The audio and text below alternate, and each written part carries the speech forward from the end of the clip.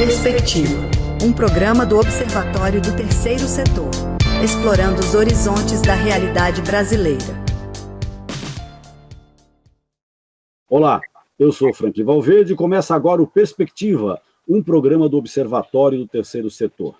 Hoje vamos falar sobre o impacto das enchentes no Rio Grande do Sul na saúde mental das vítimas.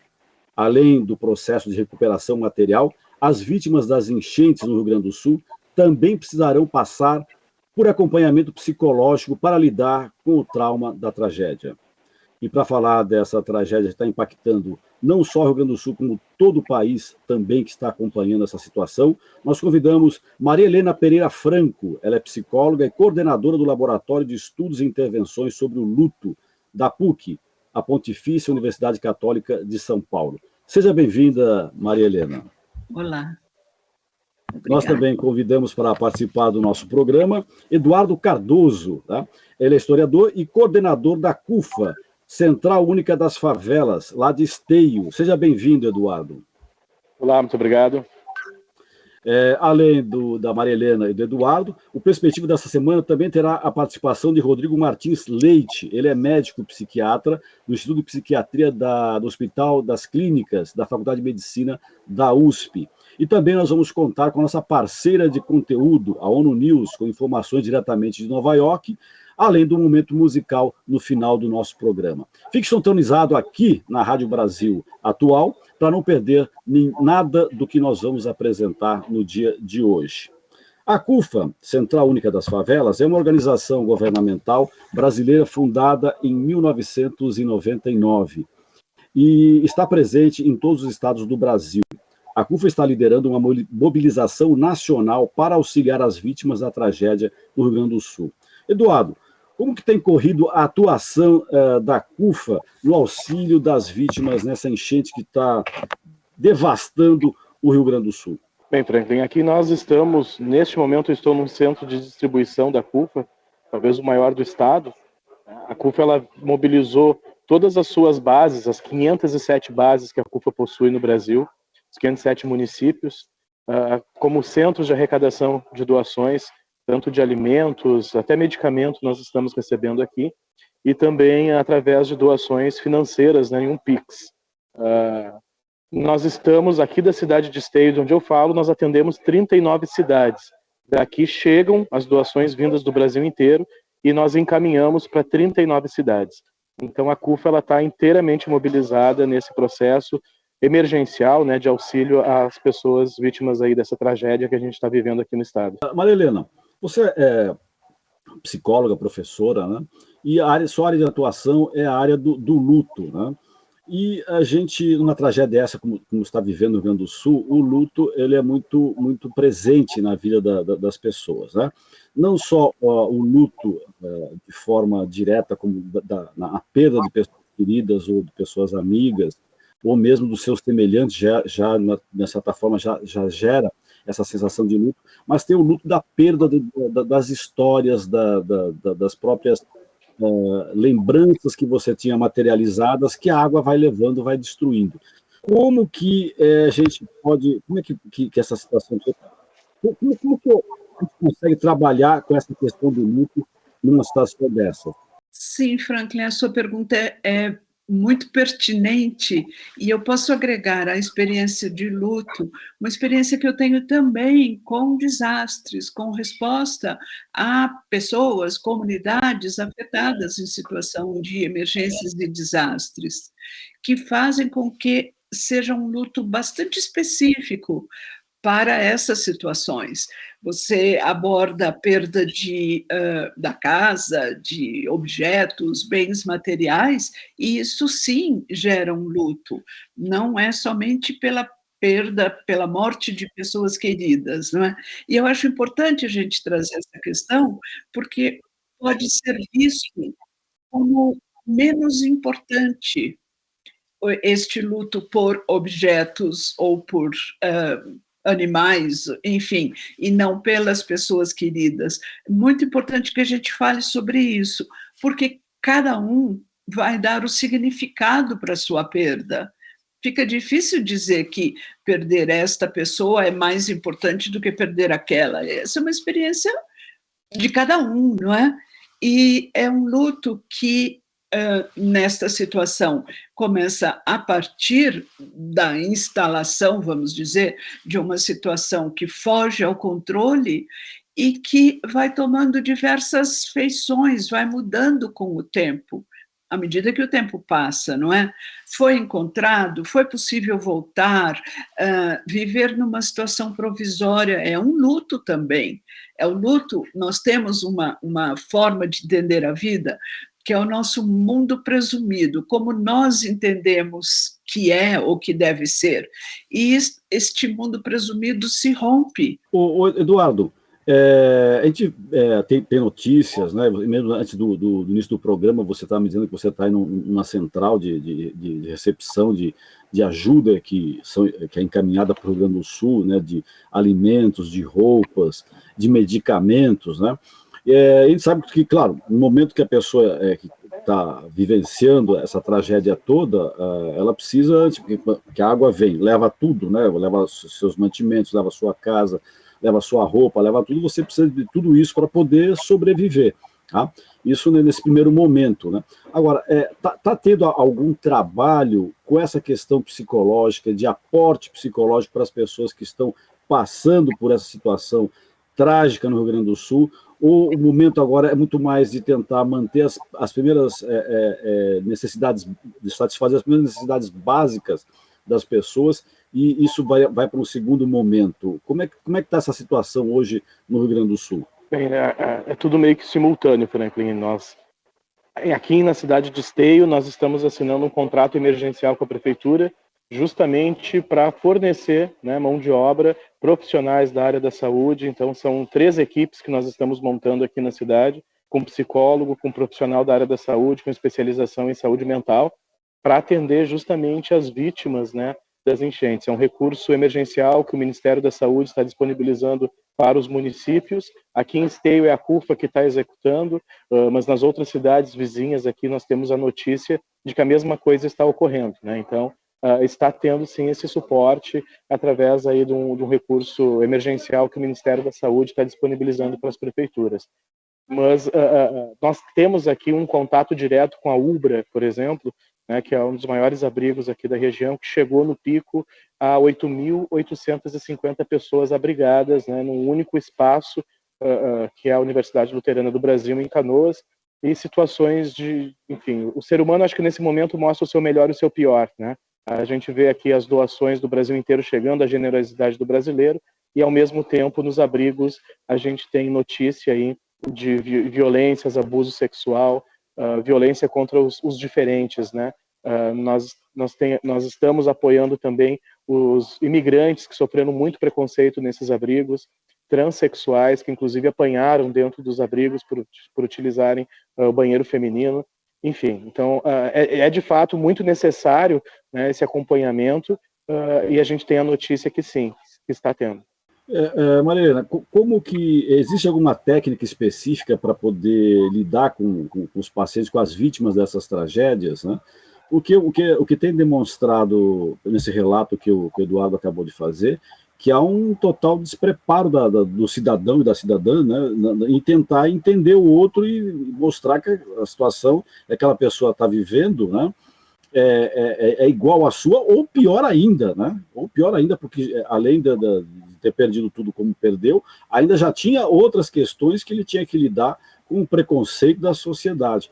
Então, existe alguma forma que a gente consiga, para poder trabalhar isso, uma técnica ou algo para lidar com essas vítimas das enchentes, do ponto de vista psicológico? Eduardo trouxe uma questão muito importante, que quem vai trabalhar junto, aí falando do ponto de vista do profissional, que precisa ser especializado, que precisa conhecer, porque são necessidades muito específicas. Então, ter um conhecimento como psicólogo clínico não é suficiente. Agora, trabalhando com a população, nós vamos falar de questões que já existiam, que talvez fossem meio que levadas sem muito destaque, e que agora surgem com destaque, que pedem intervenções mais claras. nós vamos trabalhar, então, com pessoas que precisam saber gerenciar, cuidar de abrigos, que são necessidades próprias, e que vão ter um preparo, ou precisam ter um preparo, para lidar com as diferenças, validando que são todas as pessoas vivendo aquela mesma situação, né? Eu tenho notícia, mais especificamente, de pacientes oncológicos para os quais foi possível se estabelecer um abrigo que cuidasse das necessidades deles. Então, porque são necessidades de medicação, de acompanhamento médico, tudo isso, que bom, não é suficiente, mas existe. Para outras situações, eu acho que sempre vale preparo da comunidade, só que ninguém pensou em alguma coisa desse porte. Então, hoje a gente encontra demandas que se somam, que se modificam a cada dia, sem ter dado tempo sequer de respirar naquilo, né? O melhor e o pior do ser humano, sim, isso está acontecendo. Eu acho que vamos apostar no melhor para que se possa dar acolhimento, sem julgamento, oferecer soluções pragmáticas, o que precisa ser feito agora para esta pessoa, e muita atenção para a necessidade do outro, que não é a minha, e a minha não é a norma, né? De quem oferece o cuidado, seja na população ou do profissional que precisa ser especializado. Perfeito. Agora vamos para um rápido intervalo aqui no Perspectiva, Perspectiva que é uma produção do Observatório do Terceiro Setor, e é apresentado aqui na Rádio Brasil Atual. Já já estamos de volta. Agora chegou a hora da nossa coluna Desafios do Terceiro Setor. Hoje nós estamos recebendo Rodrigo Martins Leite, médico psiquiatra do Instituto de Psiquiatria do Hospital das Clínicas da Faculdade de Medicina da Universidade de São Paulo. Olá, doutor Rodrigo.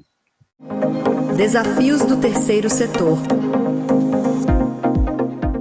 Olá, sou Rodrigo Martins Leite, médico psiquiatra, e venho aqui discutir com vocês aspectos de saúde mental relacionados à tragédia no Rio Grande do Sul. Situações de crise humanitária, de desastres naturais, geram uma série de repercussões na saúde mental das pessoas. Em primeiro lugar, a gente tem que lembrar das pessoas que já fazem algum tratamento em saúde mental, as pessoas que usam medicação continuamente, pessoas com esquizofrenia, com psicoses, transtorno bipolar do humor, entre outras condições, precisam ter seus suprimentos de medicação garantidos. Do contrário, essas pessoas podem descompensar dos seus quadros clínicos, podem ter abstinência das medicações. Então essa é uma primeira população que os sistemas de saúde precisam dar conta, de modo a garantir a continuidade do cuidado. Outra população que precisa de cuidados imediatos também são pessoas que tiveram perdas, tanto materiais quanto humanas, na tragédia. Pessoas recém-enlutadas, pessoas que se deparam com a realidade trágica de terem perdido suas casas, seus carros, suas posses. Então essas pessoas precisam de um serviço de primeiros socorros psicológicos para ajudar a minimamente tolerar esse momento, lidar com as situações, e isso também, além do apoio psicológico, exige uma articulação das políticas públicas de modo a oferecer segurança, moradia, alimentação, etc, etc, etc. E a terceira população que a gente precisa ficar atento é no médio e no longo prazo. Pessoas que viveram situações traumáticas como essa, e a gente pode pensar em inúmeras situações traumáticas nesse contexto, podem vir a desenvolver quadros psiquiátricos ao longo do tempo. Então, existe uma consequência mais imediata na saúde mental, referente a esses dois grupos que eu mencionei, e consequências mais a médio e longo prazo de pessoas que vão desenvolver depressão, ansiedade, transtorno de estresse pós-traumático, problemas com o uso de substâncias, e a gente tem que pensar que a saúde mental já vive uma crise anterior a essa no país todo.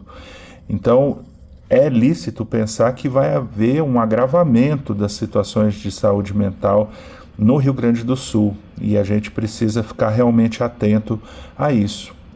Tanto as políticas públicas quanto os serviços privados, a sociedade organizada precisa, de fato, cuidar dessas pessoas. Ouvimos Rodrigo Martins Leite, médico psiquiatra, no Instituto de Psiquiatria do Hospital das Clínicas, da Faculdade de Medicina da USP.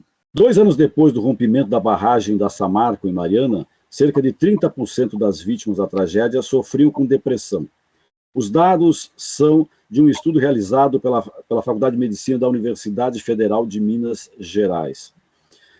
Maria Helena, como evitar esses números altos de depressão que foram ocorridos em Mariana não ocorram no Rio Grande do Sul? Ou isso é mesmo que inevitável quando se acontece uma tragédia desse porte? Eu não sei se eu diria inevitável, mas previsível. É evitável, a gente quer que seja, mas é previsível, e para isso é uma resposta imediata, que não é somente pelo profissional de saúde mental, mas é pelo todo da resposta, do cuidado, o máximo que se possa estabilizar a vida da pessoa, colocar numa condição de previsibilidade, de eu sei o que vai acontecer daqui a pouco na minha vida, eu sei o que vai acontecer amanhã, né? São fatores que vêm, mas nós estamos falando de um risco grande, que é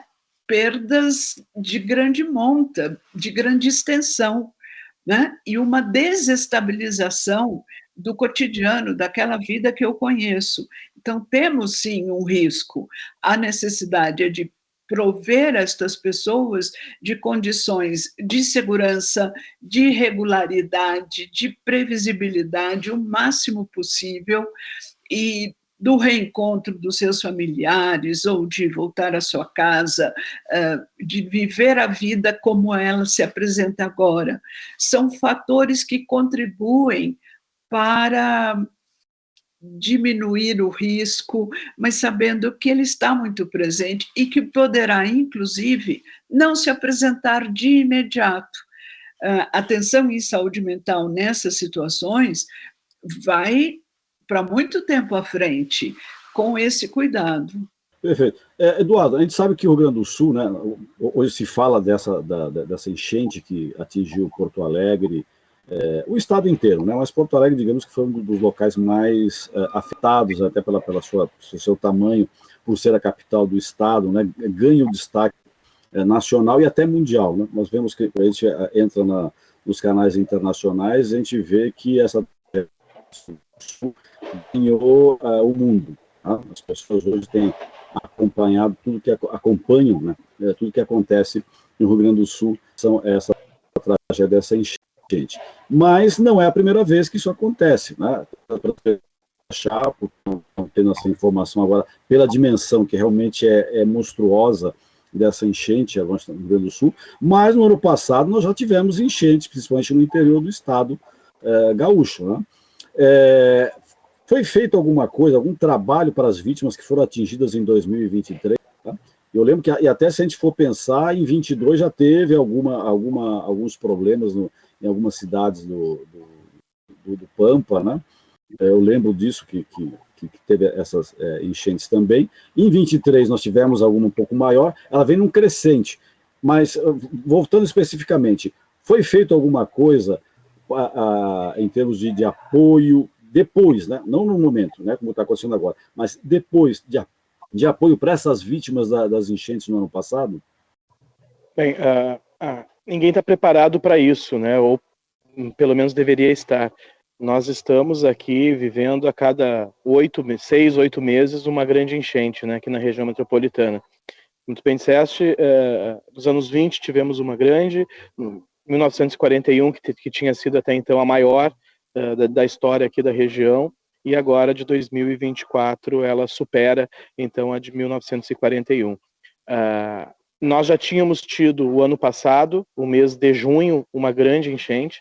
Depois, em setembro, tivemos uma outra muito grande, devastadora, principalmente na região do Vale do Taquari, onde a CUFA ela vem atuando, né, desde o ano passado naquela região.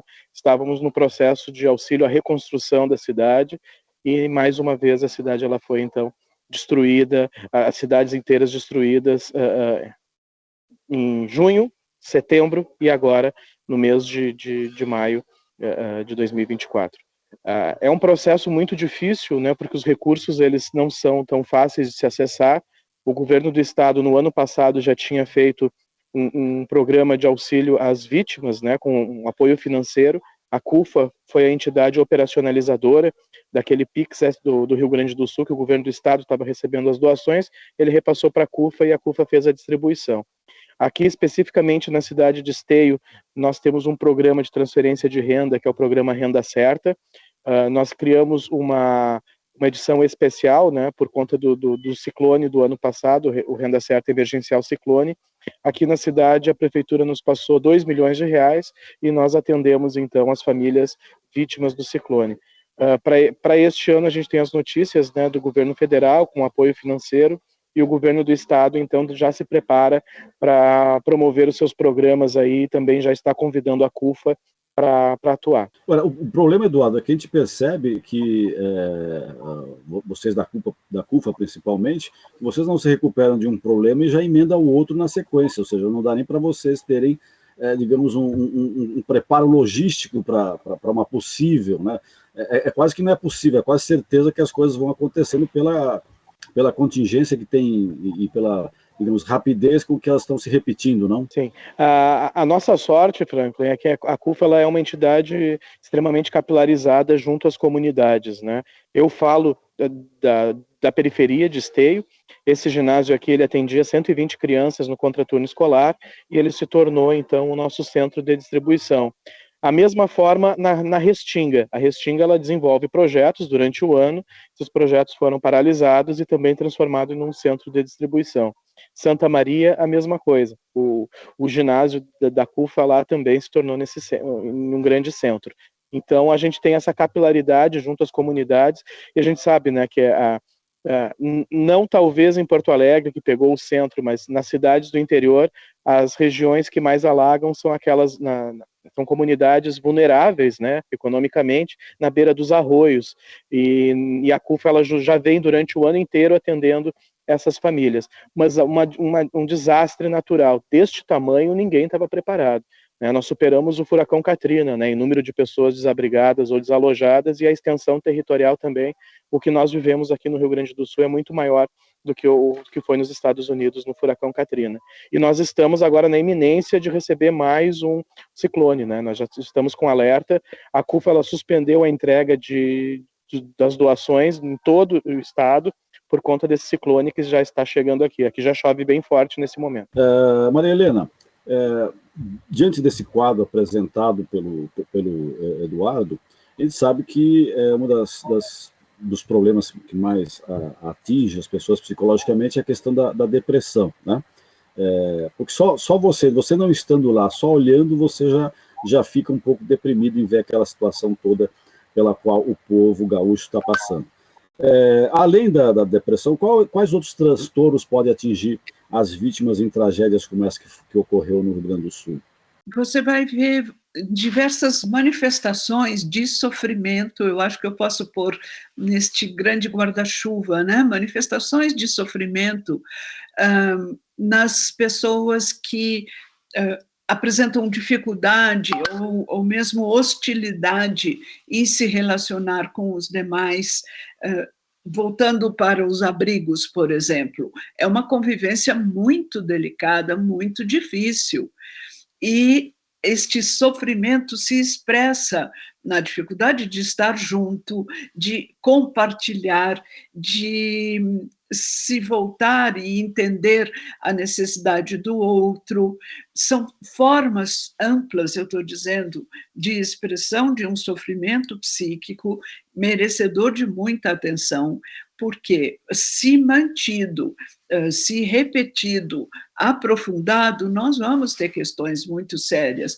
Temos insônia, as pessoas não têm possibilidade de dormir bem ou de ter uma noite descansada. Isso se somando vai ser um complicador para a saúde mental, né? Isso que eu falei da relação, a possibilidade de se afastar um pouco daquela daquele sofrimento, daquele cenário, para poder se recompor. Ninguém está podendo fazer isso. E você mencionou, estando eu fora do Rio Grande do Sul, como de fato estou, como isso nos toca. Eu acho que toca a todos que têm humanidade na sua presença, na sua relação. Não é? Eu tenho acompanhado à distância, usando da tecnologia, profissionais afetados, enfim, em diversos segmentos, e digo, é um sofrimento muito grande agora e que vai prolongar. Este é o grande ponto de preocupação. O que mais a gente pode fazer para estabilizar, para ter condições conhecidas, regulares, para que não se agrave essa condição de sofrimento.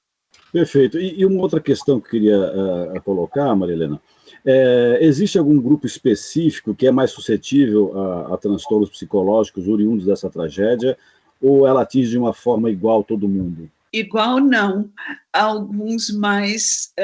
a gente presta atenção em crianças, porque crianças precisam de um adulto, de uma figura de segurança para elas, e são pessoas que também foram afetadas. No caso das crianças, elas não têm a regularidade, por exemplo, da escola, elas não podem ir à escola, Nem também... como no caso da pandemia, né, Helena? Pois é, mas já puderam voltar, já tiveram aquela experiência, a gente sabe que teve um custo elevado em saúde mental, aquele afastamento da pandemia, podemos prever uma coisa semelhante, não é? As crianças, os idosos, as pessoas adoentadas, que precisam de cuidados e perderam sua medicação, perderam seu horário de ter um tratamento, uma consulta, e pessoas que estavam, eu vou falar o conceito de vulnerabilidade, pessoas que estavam vulnerabilizadas, eu prefiro dizer assim, por alguma condição, ou por um olhar insensível da sociedade, ou porque não tinham acesso a condições de vida digna, a gente precisa olhar mais para essas pessoas, sim. Acho que acaba não sobrando ninguém, né?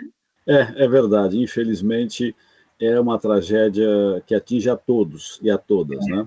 Quer dizer, mesmo que não fosse a todos e a todos, já era uma tragédia, e mesmo as pessoas que não são atingidas, né? Como você disse, que tem algum grau de humanidade, se sentem também, né, atingidas, né? Não que diretamente, mas ficam condoídas com a situação que o seu semelhante está passando. Enfim, essas questões todas nós vamos abordar no decorrer do nosso programa.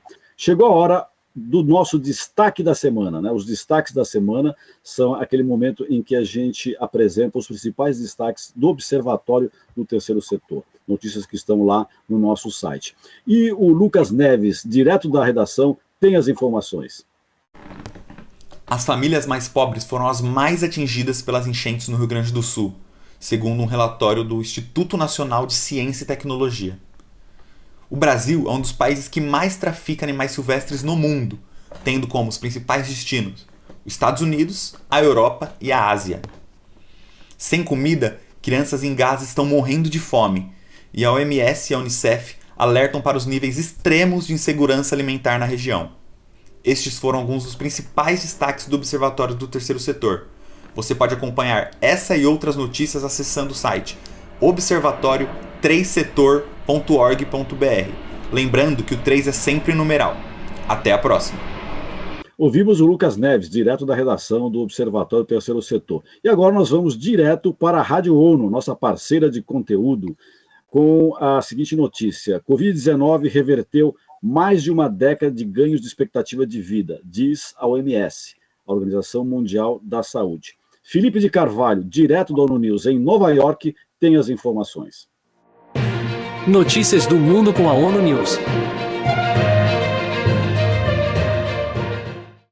Dados da Organização Mundial da Saúde, OMS, revelaram que entre 2019 e 2021, os primeiros anos da pandemia de Covid-19, a expectativa de vida em todo o mundo caiu 1,8 anos, chegando a 71,4 anos, que era o nível em 2012. De acordo com a agência, esses números reforçam a necessidade de os países chegarem a um acordo sobre um tratado pandêmico global para proteger as gerações futuras. Em resposta às conclusões do levantamento, o diretor-geral da OMS, Tedros Ghebreyesus, destacou a fragilidade dos avanços na saúde global quando confrontados com emergências sem precedentes, como a pandemia, que causou mais de 7 milhões de mortes confirmadas. Segundo Tedros, em apenas 2 anos, a pandemia da Covid-19 apagou uma década de ganhos na expectativa de vida. Para ele, é por isso que o novo acordo pandêmico é tão importante, não apenas para fortalecer a segurança sanitária global, mas para proteger os investimentos de longo prazo na saúde e promover a equidade dentro e entre os países. A nível regional, as Américas e o Sudeste Asiático sentiram o maior impacto do coronavírus, com a expectativa de vida caindo cerca de 3 anos. Em contraste, os países do Pacífico Ocidental foram minimamente afetados durante os primeiros 2 anos da pandemia, com apenas pequenas perdas em anos e qualidade de vida. O relatório Estatísticas Mundiais da Saúde de 2024 da OMS confirmou que a Covid-19 foi a terceira maior causa de morte a nível mundial em 2020 e a segunda maior, um ano depois. O coronavírus também foi a principal causa de mortalidade nas Américas em 2020 e 2021. Da ONU News em Nova York, Felipe de Carvalho.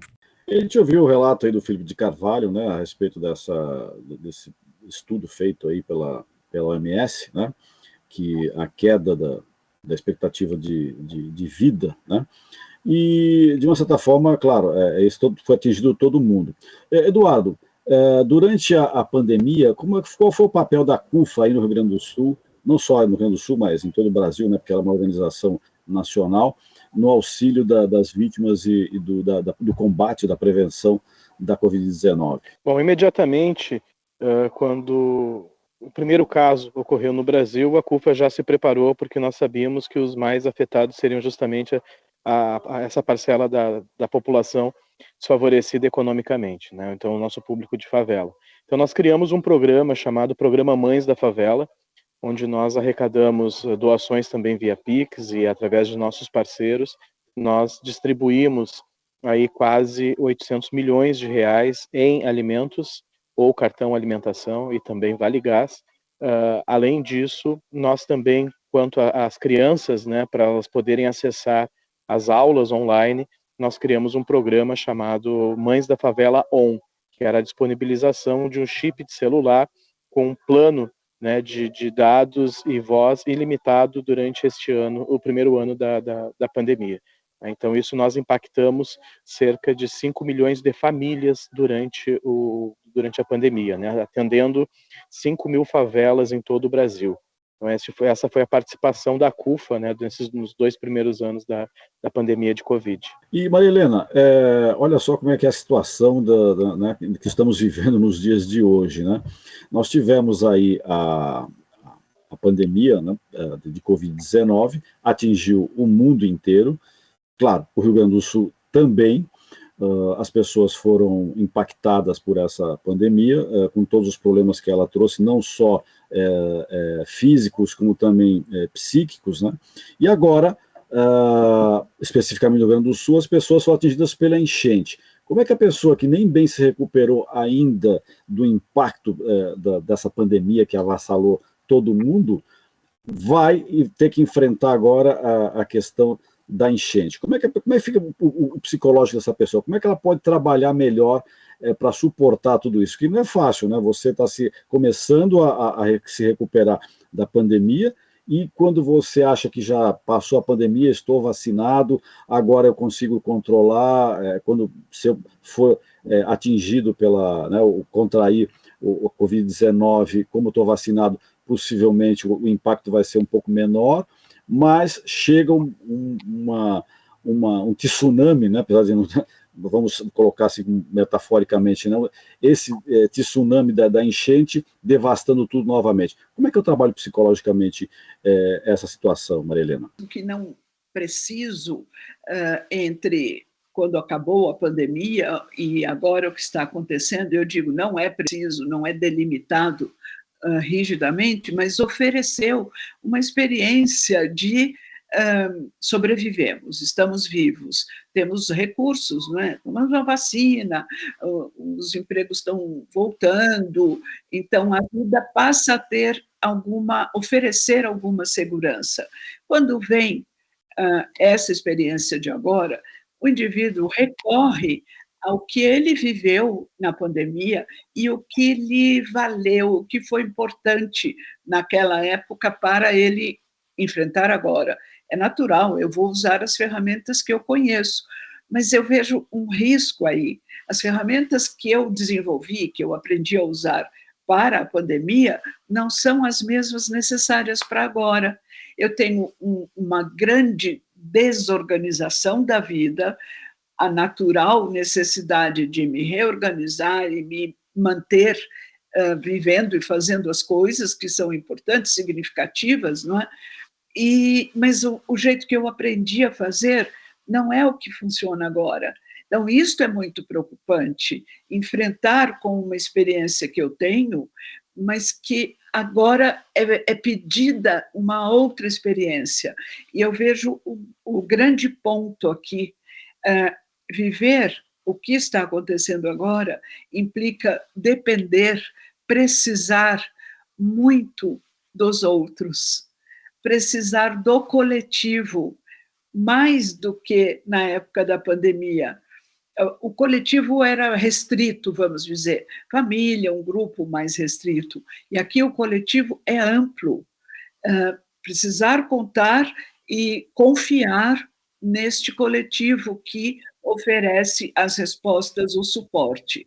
Esse é um aspecto muito sério e que eu acho que impacta muito quem está vivendo esta condição agora no Rio Grande do Sul.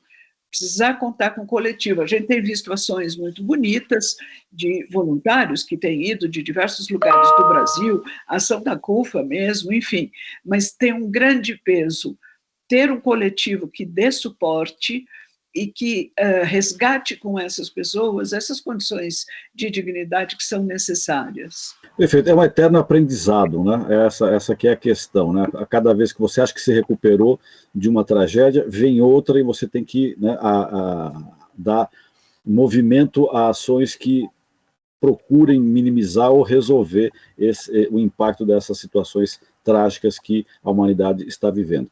Chegou agora o momento da nossa enquete. A cada programa que nós realizamos aqui na Rádio Brasil Atual, nós fazemos uma enquete com o tema do programa. Tá? Essa enquete é realizada no Instagram. Lá você pode responder e, além de responder a enquete, você pode fazer perguntas que nós reproduzimos aqui para os convidados e convidadas do Perspectiva. E a pergunta feita para o programa de hoje foi a seguinte: você já passou por algum transtorno pós-traumático? E o resultado, olha só, uma coisa que é difícil acontecer no nosso programa, deu empate. 50% das pessoas disseram que sim e 50% disseram que não, que já passaram por algum transtorno pós-traumático. E nós recebemos duas questões, né? Uma do Rui de Souza e outra da Paula Costa, que são pessoas que nos acompanham nas redes sociais do Observatório do Terceiro Setor. Agradeço ao Rui e à Paula antecipadamente a colaboração de ter enviado essas questões que eu vou reproduzir agora para o Eduardo e para a Maria Helena. A primeira questão vai para o Eduardo, a questão que foi enviada pelo Rui de Souza. Ele pergunta o seguinte: como os voluntários podem colaborar com a saúde mental das pessoas afetadas? Você que é um voluntário que está aí na linha de frente, Eduardo, como é que as pessoas podem colaborar para a saúde mental dessas pessoas que foram afetadas pela enchente? Olha, Franklin, nós aqui em todas as pontas, né? Eu particularmente participei 2 dias de salvamentos, né, com barco, na cidade de Canoas e outro na cidade de São Leopoldo. E aquele olhar de pavor que a gente vê principalmente nas crianças e nos idosos, a gente tem a nítida impressão de que eles não estão entendendo o que está acontecendo.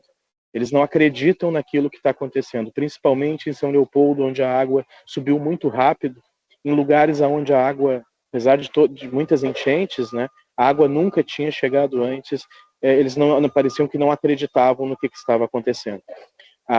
E o papel da CUFA foi justamente, né, no primeiro momento emergencial, salvar e encaminhar para os abrigos. Mas aqui nós temos voluntários que já vieram de alguns abrigos, que estão sendo desmobilizados, e até mesmo nossos voluntários, eu tenho 3 aqui neste momento, que eles não conseguiram voltar para suas casas ainda, porque as casas estão alagadas.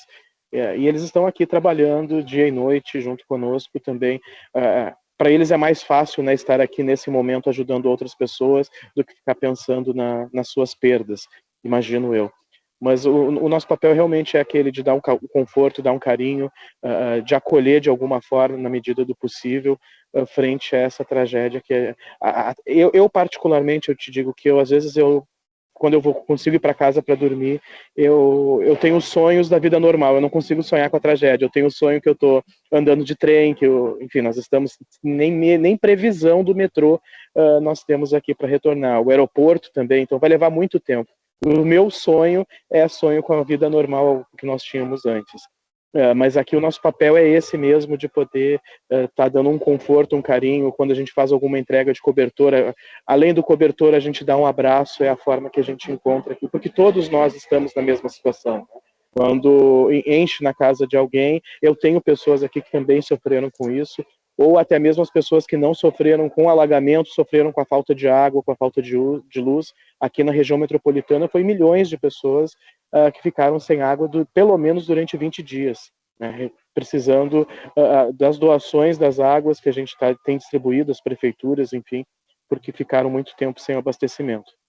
Certo. Menos mal que você sonham coisas que não relacionadas com a tragédia, né? Acho que é um respiro, né? Porque você trabalhar o dia inteiro com a tragédia, ainda quando você vai procurar descansar, ainda vem essas imagens aí, é um sono extremamente devastador também, que não repositor das energias necessárias para no dia seguinte você voltar a fazer o mesmo trabalho extremamente necessário e digno de todos os elogios e aplausos do trabalho que vocês estão desenvolvendo nesse momento no Rio Grande do Sul.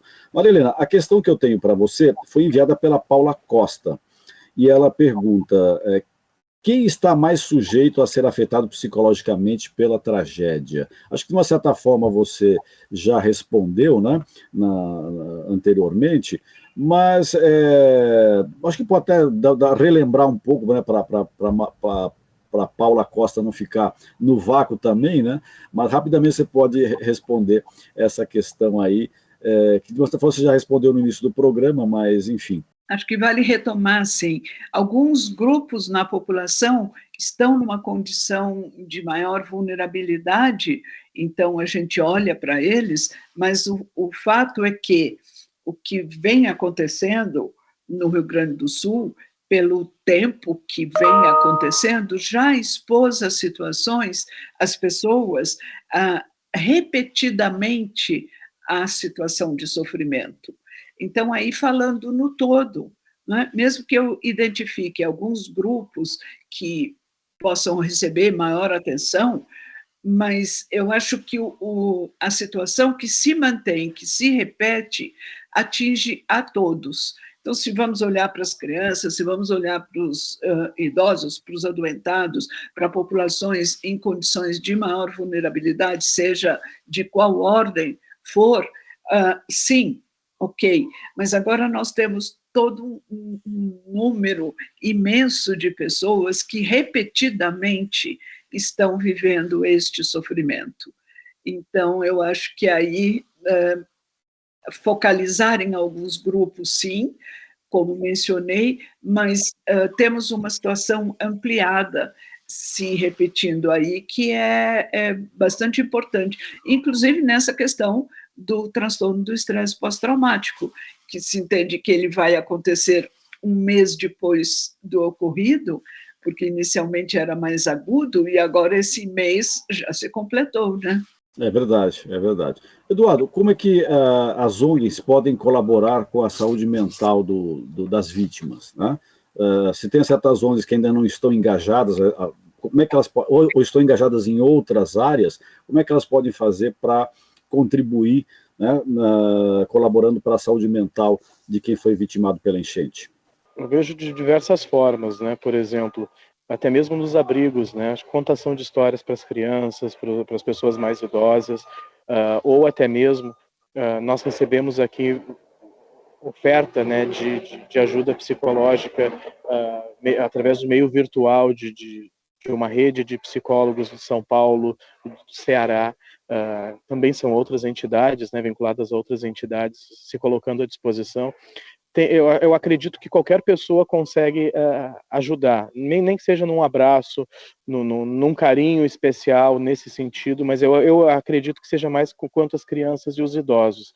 Nos abrigos, eu tenho visitado muito a Ubra e a Unicinos, né, que são os maiores abrigos aqui da região, e eu vejo aquelas pessoas lá, né, deitadas, não tem uma televisão para assistir, não tem, enfim, é só remoendo aquela dor, aquela tristeza. Eu acho que qualquer atividade que alguém, mesmo que a pessoa saiba tocar um violão, por exemplo, eu acho que é um momento de carinho, de atenção que essa pessoa pode estar fazendo num desses abrigos, levando um momento. Nós recebemos aqui a visita da Luísa Sonza, né, a cantora, que ela fez um trabalho de arrecadação aqui junto conosco. Levamos ela num abrigo. Eu cheguei um pouco antes, né, no abrigo, mas a carinha daquelas crianças vendo o artista que eles conhecem, elas esqueceram durante 20 minutos a situação que elas estavam. Ali foi bem bacana de ver, e eu acredito que não precisa ser um grande artista para fazer isso, né? Qualquer dom que a pessoa tenha, ou contar a história, ou tocar um violão, eu tenho certeza que já ajudaria bastante. Segundo especialistas em saúde mental, desastres anteriores ocorridos no Rio Grande do Sul mostraram que, quando as vítimas recebem apoio psicológico logo nas primeiras semanas, a chance de desenvolver um quadro mais grave de um problema psicológico diminui. Maria Helena, quais barreiras dificultam o acompanhamento psicológico de vítimas de tragédia? Barreiras, né? Às vezes barreiras vêm para bem, mas acompanhar e oferecer esse cuidado psicológico, eu acho que tem uma barreira para considerar, que é saber fazer. Eu venho há anos preparando psicólogos para essas situações e sei que existe um movimento natural de quero ajudar, que bom, mas precisa saber o que você vai fazer. Então, acho que uma barreira importante é não ter o olhar específico para isto, para oferecer o cuidado. Houve no início, há um mês, toda uma questão, vamos fazer presencialmente, vamos fazer à distância. Com a pandemia, nós aprendemos a oferecer à distância e foi uma experiência boa, enfim, como podemos fazer agora, como oferecer para pessoas que estão sem energia elétrica, sem internet, como oferecer isso. Então, eu acho que a gente tem uma grande barreira que é a da técnica, do saber fazer, porque você pode causar danos quando você não sabe, você não tem o preparo, e a importância de estar junto de um coletivo que está fazendo aquilo, para não se dispersar o cuidado, porque aí ele não chega para quem precisa, para quem está numa situação mais crítica, que tenha sido assim entendida, assim avaliada, né? Temos questões todas, não é? De acesso, de poder chegar lá, de segurança, enfim, é bem amplo, mas eu acho que é como se fosse uma ferramenta que a gente tem e que, se não bem utilizada, ela pode causar danos e isso não se quer. Eduardo, uma questão que tem que ser abordada, não tem como a gente não abordar, é a questão dos voluntários, né? A gente está falando da questão da saúde psicológica, mental das pessoas que sofrem com a questão da enchente, mas tem o pessoal de frente que está trabalhando, que está auxiliando, né? E também não há como, essas pessoas também são atingidas, né, ao ver o que está acontecendo. Muitas delas, como você disse, às vezes também são atingidas, né, foram atingidas também, tiveram suas casas destruídas, sua memória, enfim. Como trabalhar também o psicológico de quem está na linha de frente para atender os atingidos pela enchente? Esse é o cuidado com o cuidador, né? A gente tem aqui, para ter uma ideia, Franklin, no sábado eu estava operando empilhadeira, porque eu também tive que aprender a operar em empilhadeira. Ficamos até as 2 horas da manhã Enfim, não é só o corpo que reclama, a mente também reclama, né? A gente precisa ter esse cuidado. E sim, a CUFA ela tem aqui um atendimento psicológico para todos os nossos colaboradores e voluntários. Ele ocorre através do remoto, mas a qualquer momento que nós precisamos, a gente tem esse apoio, né? Porque realmente são situações muito tristes que a gente vive, como a gente apoio, né, que a gente está tendo. Perfeito. Maria Helena, que tipos de medidas podem auxiliar no tratamento psicológico das vítimas de tragédias, né? O que pode ser feito para minimizar imediatamente as pessoas que são atingidas por essa tragédia? Eu vejo isso por meio da ação dos voluntários, que sejam, então, preparados, treinados para oferecer a ação, no sentido de oferecer condições de segurança e de previsibilidade. Eu saber o que vai acontecer hoje à tarde e saber o meu papel nisto que vai acontecer hoje à tarde, né? Quando as pessoas ficam muito soltas, sem se organizar, sem prever, isto causa muito dano para essa reorganização mental mesmo, para poder pensar a vida daqui para frente. Então, acho que as medidas oferecidas de cuidado de vida diária mesmo, precisam ser ressaltadas, solicitando até para os afetados a sua participação nessa reconstrução, né? Como o Eduardo falou, contação de história para criança, que importante, é uma atividade que é familiar, criança faz, né? Então, quem pode oferecer isto e tem horário para isto? Está chegando a hora, a gente fica nesse lugar porque vem a tia não sei quem para contar uma história, o tio, enfim, né? Então, oferecer condições conhecidas, reconhecidas, para as pessoas se organizarem e se planejarem. Eu já disse uma coisa, né? Ficar solto, ficar aí no vácuo, faz muito mal. As pessoas precisam recuperar isso que eu chamo a atenção, do previsível, do que vai acontecer agora. Acho uma medida importantíssima, e como quem está nos abrigos cuidando precisa pensar nisso. E, sem dúvida, cuidar do cuidador, cuidar de quem oferece o cuidado. Da live que foi apresentada pelo grupo Fresno, né? O Fresno fez essa live, e segundo o seu vocalista, o Lucas Silveira, arrecadou cerca de 2 milhões de reais para ajudar as vítimas das enchentes no Rio Grande do Sul. Uma bela iniciativa do grupo Fresno, que merece todos os aplausos e apoio, né? Eles fizeram essa live e em pouco tempo conseguiram arrecadar 2 milhões de reais.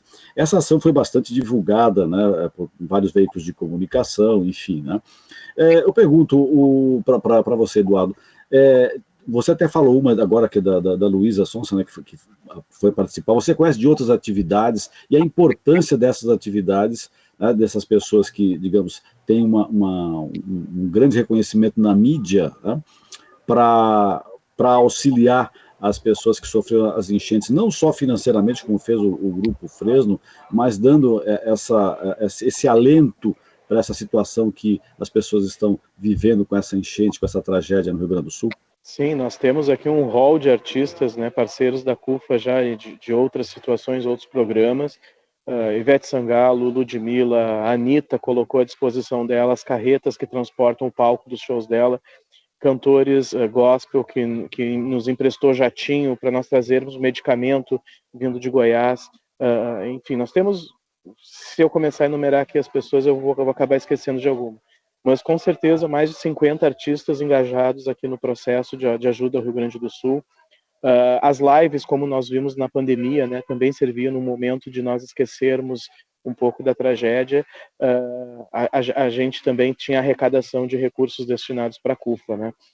Nós tivemos agora, nesse final de semana que passou, um futebol solidário, né, na Rede Globo, também foi uma parceria que acabou destinando recursos para nós aqui, não só para a CUFA, mas para outras entidades, como a Ação Cidadania, enfim. Eu acho muito importante quando os artistas se engajam, não pelo valor financeiro que eles colocam, mas pela força de engajamento de outras pessoas a fazerem o mesmo, né?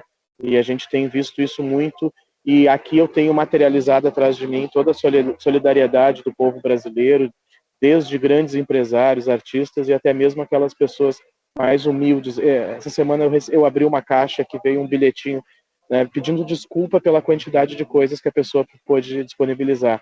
Eram garrafinhas com um pouco de arroz, um pouco de feijão, um pouco de farinha.